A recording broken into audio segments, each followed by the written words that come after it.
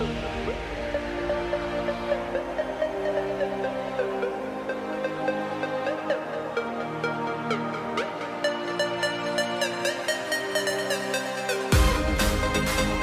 thank you for listening to A Glimpse of the Kingdom. I am David Pendergrass. I received a great question from a listener to the podcast a while back. I want to say it was at least 300 years ago, Ryan, I think it was. On veganism, he says he'd love me to hear my opinion on a healthy Christian perspective on veganism, and a good way to approach someone who says that meat eating is not only unhealthy, but immoral and unethical. Well, I've thought about this a good bit, and I don't have the definitive answer, but you ask my opinion, I'll be happy to give it. And I'm sure there's all kinds of literature on this topic. I mean, I know that for a fact because these are the kind of things that are brought up in ethics textbooks and sometimes even bioethics textbooks. So people can study this, and you know, again, there's so much out there that you can listen to and whatnot. But for my quick take on this short podcast, a long time ago when I was thought about this issue and people brought it up, my first thought was that this was silly. And I'm sorry about that because some people take this very seriously. I'm just telling you the truth, and I'm sorry. I in my youth, that was the case. This seemed like a dumb question. But honestly, I don't think it's a dumb question, and I take it seriously now. And the reason why I take it seriously is because how Christians interact or treat others in the world matters, and we should take it seriously. So therefore, I think it's a serious question to ask, what's a Christian response to tree hugging or environmentalism or the fish or the dolphins? I think those are serious questions. I think how we interact with the world matters, and I think we ought to have a Christian perspective on it. And that's it. So if you listen to my podcast often, you know, typically when I ask these kind of questions, the should or should not questions, I always say several things and just say these. Again, one is, of course, I don't have the definitive answer, but I think I do know the person who had the definitive answer on everything that matters in life, that of course is Jesus.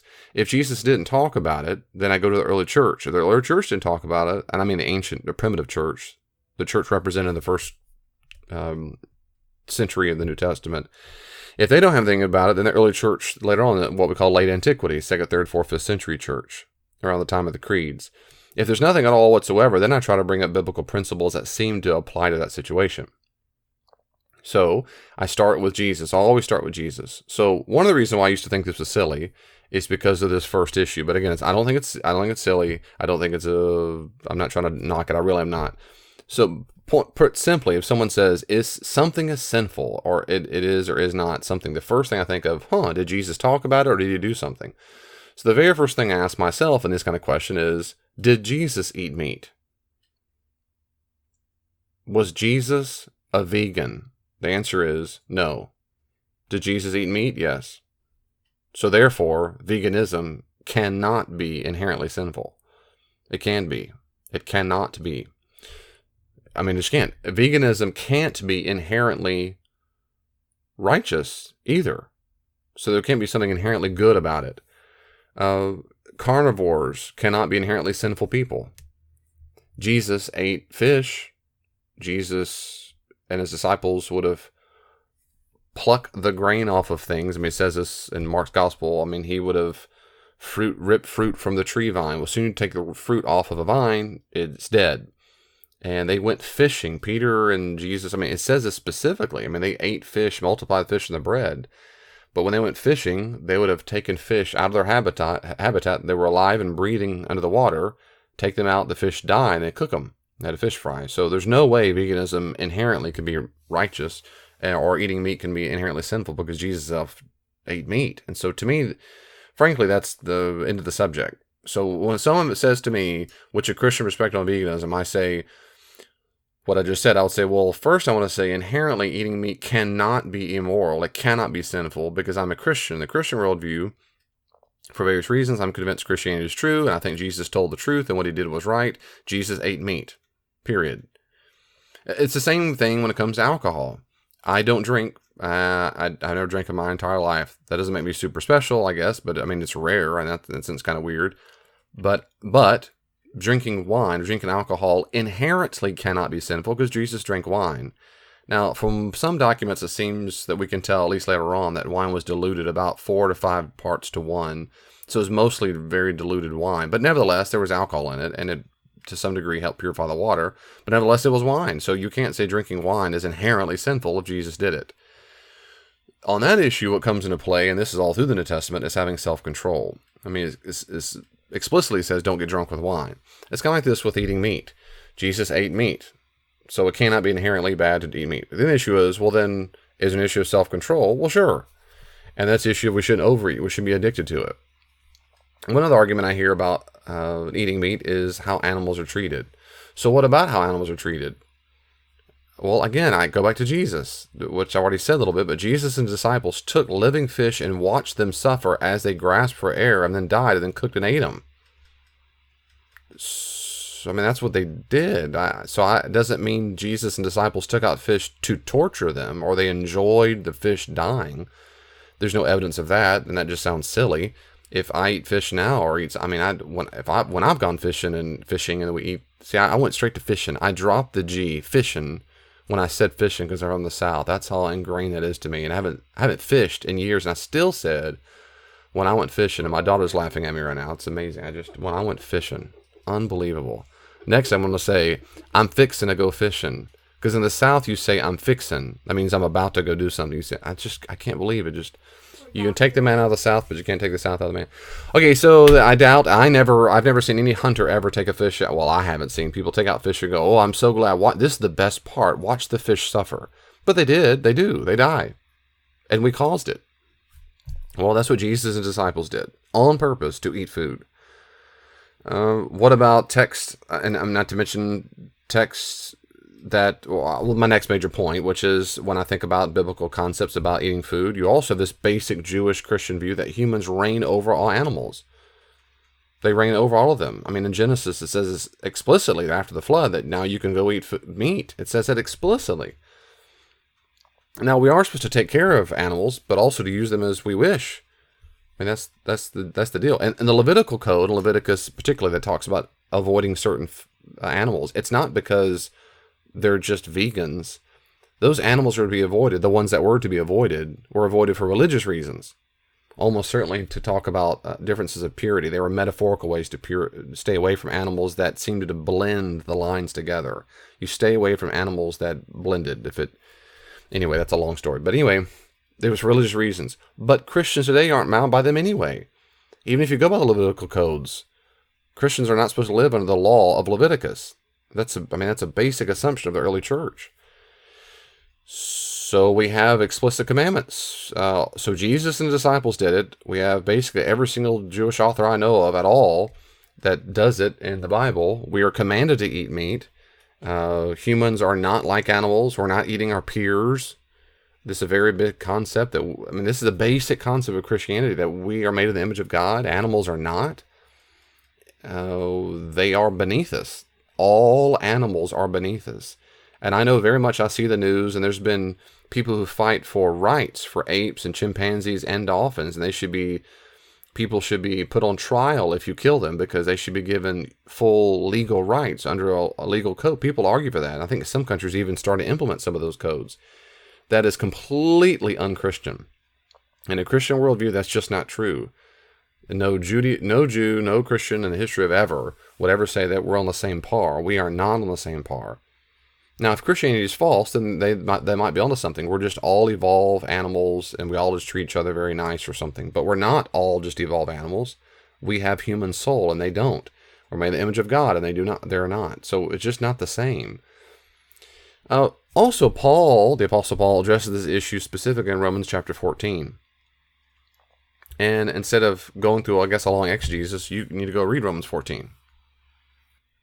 What's going on in the churches at Rome, or at least some of the house churches, or a house church in Rome, is similar to what's going on to the church at Corinth, but it's a little different as far as we can tell. But what happens, these people are passing judgment on each other because they are eating meat. So, for example, in Romans chapter 14:1, this is from the NET Bible translation. Now receive the one who is weak in the faith, and do not have disputes over differing opinions. One person believes in eating everything, but the weak person eats only vegetables. Think about that. The weak person eats only vegetables. He means weak in the faith. So Paul's saying if someone is weak in the Christian faith if they only eat vegetables. The one who eats everything must not despise the one who does not. the vegetarian or the vegan. And the one who abstains must not judge the one who eats everything, for God has accepted him. God has accepted him, meaning the one who eats everything. And that's a big deal when a Jew says that there are no unclean foods anymore. That's a big deal. And he goes, who are you to pass judgment on another servant? Before his own master he stands or falls, and he will stand, for the Lord is able to make him stand. One person regards one day holier than others. Another regards them all alike. Each must be fully convinced in his own mind. And he talks about people, I mean, some people have, these are holy days in the Jewish calendar. We should obey them. Others say there is no holy day. That's a big deal. He's relegating Shabbat or Sabbath to any old day. And he says the one who observes the day does it for the Lord. The one who eats for the Lord, because he gives thanks to God. And the one who abstains from eating abstains for the Lord, and he gives thanks to God. For none of us lives for himself, none of us dies for himself. And he goes on for a long time, and he says, verse 10, But you who eat vegetables only, why do you judge your brother or sister? And you who eat everything, why do you despise your brother or sister? For we will all stand before the judgment seat of God. And he goes on for a while, not to pass judgment, not to pass judgment, on and on and on and on. And now in verse 14 it says, I know and am convinced in the Lord Jesus that there is nothing unclean in itself. Still, it is unclean to the one who considers it unclean. If your brother or sister is distressed because of what you eat, you are no longer walking in love. Do not destroy by your food someone for whom Christ died. And he goes on for a long time about that even more. And he goes on about the strong helping the weak, helping them. And at the end of the whole thing, which is, I love this last little bit. In verse 21, he says, It is good not to eat meat or drink wine or to do anything that causes your brother to stumble. So it seems to me that, and he says more things there, go read Romans 14 for yourself, I hope. It seems to me that's the same kind of principle at work. If I'm with a person who's a vegan or a vegetarian, whatever, they're fruitarian. If I'm having a meal with them and they think by my eating meat, somehow it's a terrible sin, Paul says that person who thinks it's a terrible sin or something is unclean to eat is weak in the faith. They're a baby Christian. And if you're strong in the faith, he means if you understand the truth, which is there's no such thing as unclean food, well, you should be merciful. Be merciful for the one who's weak in the faith. And don't do something that causes them to think they are sinning. So if I'm with a person and they come to my house and I offer them steak and they go, I'm sorry, I can eat steak. And I go, get over it. You need to grow up. You need to offer steak. And then they'll say, I'm sorry, I feel so guilty by doing it. I feel like I'm sinning. I feel like... Now, I might have a conversation, if they want to have a conversation, because I feel no compulsion to change everyone's mind and quote-unquote fix them. I have no compulsion to do that. So if they want to have that view, they can have the view. If they want to talk about later about my theology and meat, we'll talk about it. But if not, I want to say, okay, don't eat steak. I mean, okay, I disagree with their conclusion, and I would side with the Apostle Paul to say it seems to me that they are weaker in the faith. That is, they don't fully understand that that you're not doing anything sinful by eating a piece of steak or God's favorite bacon. I mean, it's just, anyway, that's kind of a joke, but not really, because bacon's awesome. That's all. Those are my thoughts on that, man. Very quickly, sorry, it may not have been worth your time, but I take it seriously. I go back to Jesus, who ate fish and other stuff, and ate other animals. They ate lamb. They just ate, Jesus' disciples ate meat, period.